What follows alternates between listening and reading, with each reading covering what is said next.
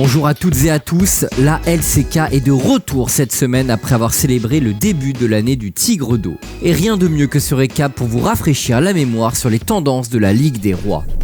Le plus gros upset de la semaine 3 n'est autre que la victoire 2-0 des infâmes KT Rolsters sur les Gen.G. Ils s'imposent en étant meilleurs en teamfight et encore une fois, grâce à un Rascal monstrueux qui signe son 14e solo kill en 14 matchs joués s'il vous plaît. L'autre surprise a eu lieu le même jour avec la victoire 2-0 de DRX sur les Nongshim. Deft et Beryl ont enfin trouvé leur marque et infligent 2 bot diff bien sales à la hauteur de leur réputation.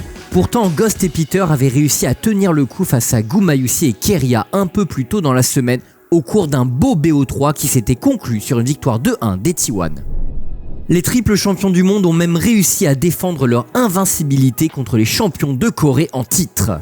Cependant, c'est bien Damwon Kia qui remporte la première game au bout de 55 longues minutes de jeu, 9 dragons et 4 barons grâce notamment à un canyon très impressionnant au niveau de ses smites. La deuxième game était totalement différente avec un énorme stomp très violent de T1 emmené par le Thresh de Keria. Et la meilleure preuve de cette domination est la phase de jeu entre 15 et 17 minutes de jeu où ils prennent 6 tours d'affilée. 6 tours en 2 minutes de jeu, mais c'est du jamais vu! La dernière game entre Damwon et T1 commence par un move 5-head de Canyon où il obtient le red buff, le first blood et démarre un snowball qui sera vite accentué par Sayumi. Mais ce ne sera pas suffisant pour stopper la Caitlyn de Gumayusi et la LeBlanc de Faker qui reprennent la game en main après un bon teamfight à 24 minutes de jeu.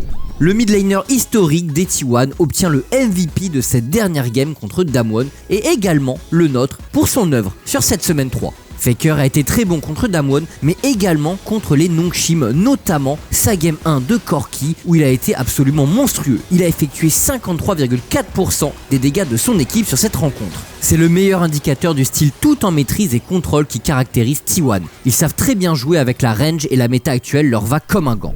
Ce qui explique également leur position tout en haut du classement. Ils sont suivis de près par Gen.G avant d'arriver dans le gros bloc de milieu de tableau qui a été chamboulé cette semaine. Les DRX font une belle percée et se détachent du bas de tableau désormais occupé uniquement par l'équipe de Teddy, les Kwangdong Freaks. Avec un classement si serré et une semaine de repos et d'entraînement, les matchs de cette nouvelle semaine risquent d'être difficiles à prédire, même pour les meilleurs parieurs de croquettes. Les deux télécoms joueront en ouverture de la semaine et nous pourrons voir si l'état de forme des DRX se confirme contre les KT Rolsters. Les Damwon et les Nongshim devraient avoir une semaine plutôt facile pour faire le plein de confiance. Mais le grand rendez-vous de cette semaine est très clair, mesdames, messieurs, notez-le dans vos agendas. Samedi, 9h, T1 contre Gen.G, premier contre deuxième, Faker contre Chovy, Ruler contre Gumayusi. Une affiche 5 étoiles, menu XXL, supplément, banger, que vous ne devrez manquer sous aucun prétexte.